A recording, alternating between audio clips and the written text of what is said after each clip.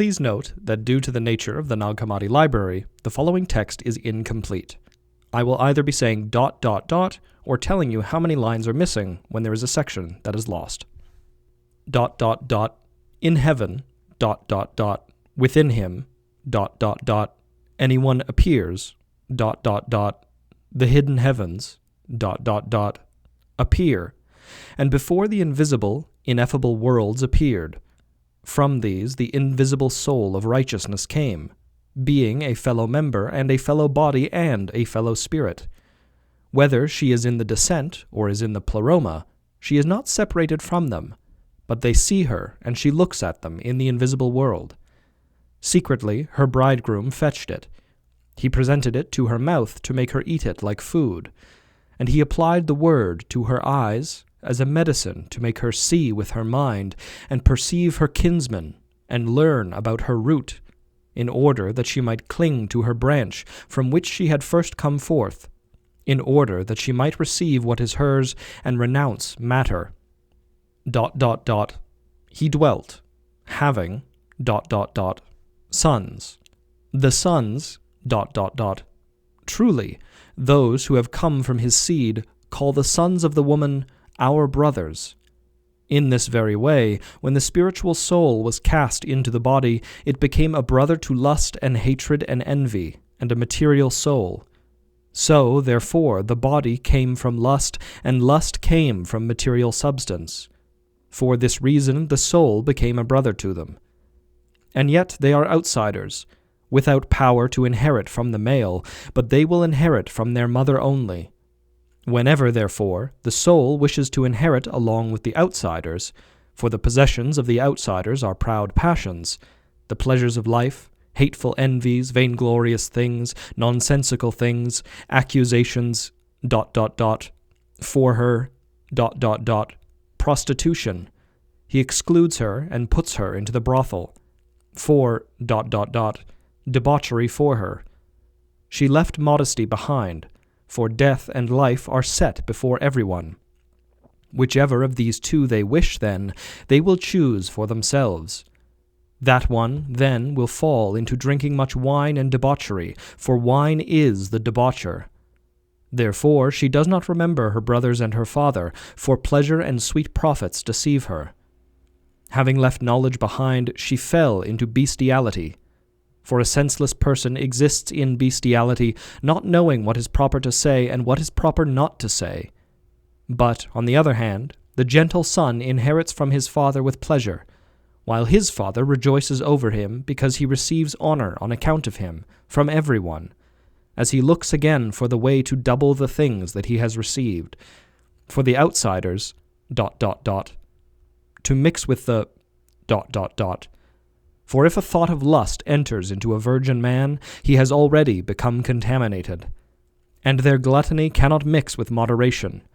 For if the chaff is mixed with the wheat, it is not the chaff that is contaminated, but the wheat.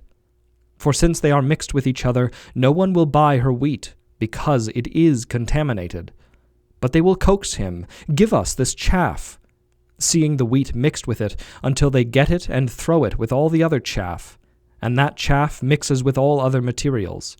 But a pure seed is kept in storehouses that are secure. All these things, then, we have spoken.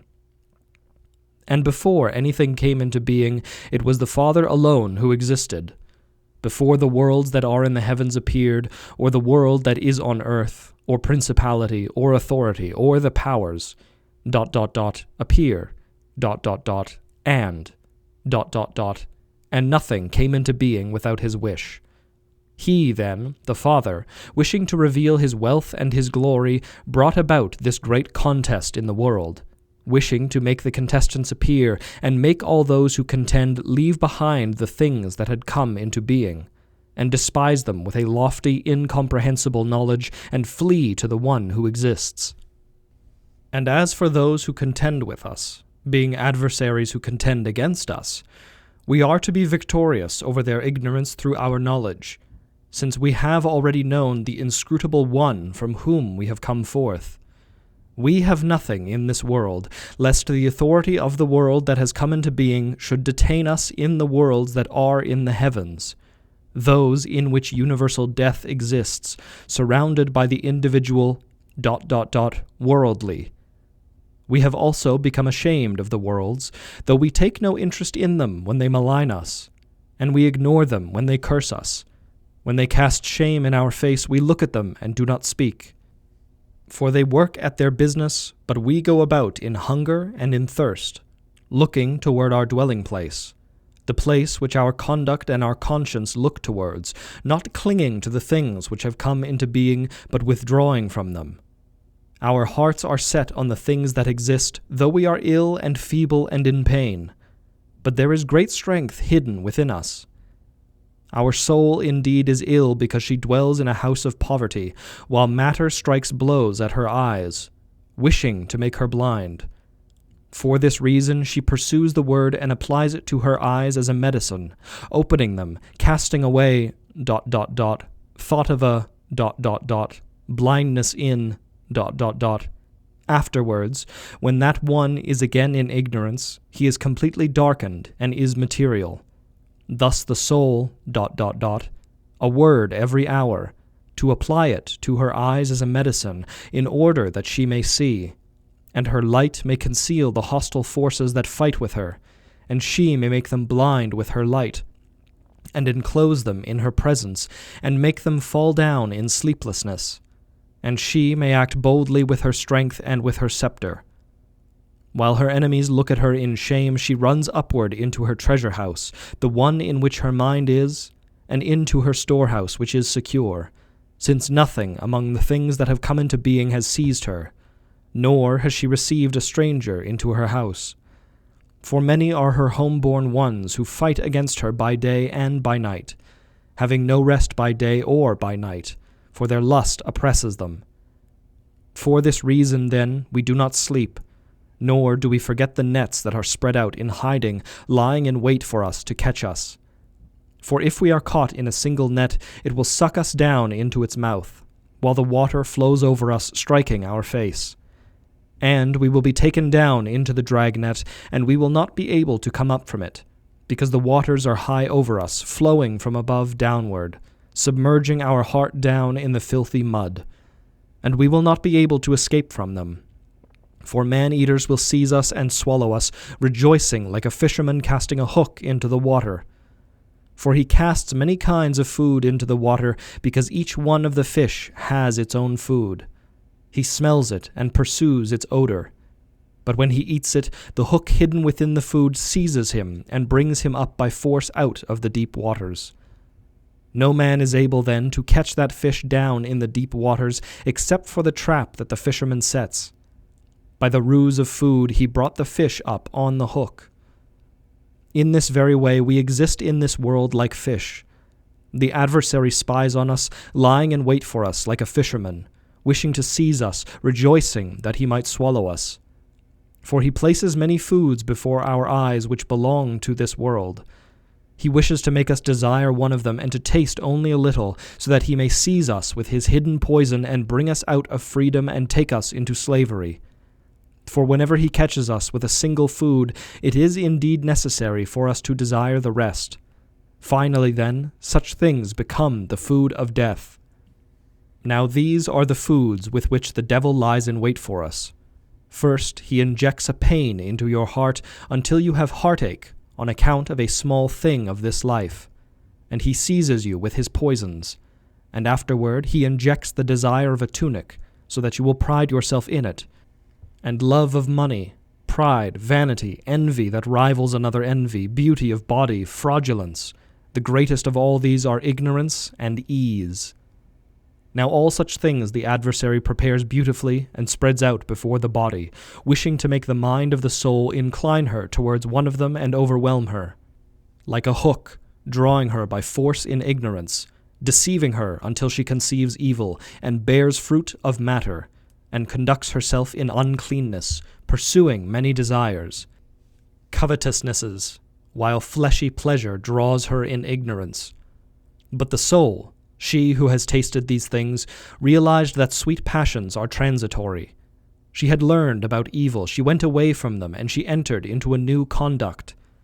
Afterwards she despises this life because it is transitory, and she looks for those foods that will take her into life, and leaves behind her those deceitful foods. And she learns about her light as she goes about stripping off this world, while her true garment clothes her within, and her bridal clothing is placed upon her in beauty of mind, not in pride of flesh. And she learns about her depth and runs into her fold, while her shepherd stands at the door. In return for all the shame and scorn, then, that she received in this world, she receives 10,000 times the grace and glory. She gave the body to those who had given it to her, and because they were ashamed, while the dealers in bodies sat down and wept because they were not able to do any business with that body, nor did they find any other merchandise except it. They endured great labors until they had shaped the body of this soul, wishing to strike down the invisible soul. They were, therefore, ashamed of their work. They suffered the loss of the one for whom they had endured labors. They did not realize that she has an invisible spiritual body, thinking, "We are her shepherd who feeds her." But they did not realize that she knows another way, which is hidden from them. This her true shepherd taught her in knowledge. But these, the ones who are ignorant, do not seek after God, nor do they inquire about their dwelling place, which exists in rest, but they go about in bestiality. They are more wicked than the pagans because, first of all, they do not inquire about God, for their hardness of heart draws them down to make them cruelty. Furthermore, if they find someone else who asks about his salvation, their hardness of heart sets to work upon that man. And if he does not stop asking, they kill him by their cruelty, thinking that they have done a good thing for themselves. Indeed, they are the sons of the devil, for even pagans give charity, and they know that God who is in the heavens exists, the Father of the universe, exalted over their idols which they worship. But they have not heard the word, that they should inquire about his ways. Thus the senseless man hears the call, but he is ignorant of the place to which he has been called. And he did not ask during the preaching, "Where is the temple into which I should go and worship my hope?" On account of his senselessness, then, he is worse than a pagan. For the pagans know the way to go to their stone temples, which will perish, and they worship their idol, while their hearts are set on it, because it is their hope. But to this senseless man the word has been preached, teaching him, "Seek and inquire about the ways you should go, since there is nothing else that is as good as this thing." The result is that the substance of hardness of heart strikes a blow upon his mind, along with the force of ignorance and the demon of error.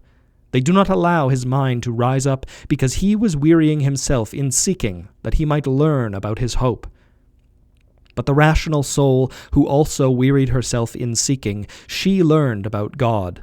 She labored with inquiring, enduring distress in the body, wearing out her feet after the evangelists, learning about the inscrutable one. She found her rising. She came to rest in him who is at rest. She reclined in the bride chamber. She ate of the banquet for which she had hungered. She partook of the immortal food. She found what she had sought after. She received rest from her labors, while the light that shines forth upon her does not sink. To it belongs the glory and the power and the revelation forever and ever. Amen. Thank you all for tuning in to Kallipolis Radio. That was Authoritative Teaching, one of the scripts from the Nag Hammadi Library. I'd like to thank our channel members, Joshua Anolik, Torrance, Catherine McMillan, Dink Smallwood, Ronnie Limestone, and Dapper Clown. If you'd like to become a channel member, you can find more information linked in the description below. But if you'd like to support me non-monetarily, liking, sharing, commenting, subscribing, etc., all goes a very long way, and I appreciate it very much. Thank you all for listening, and have a lovely evening.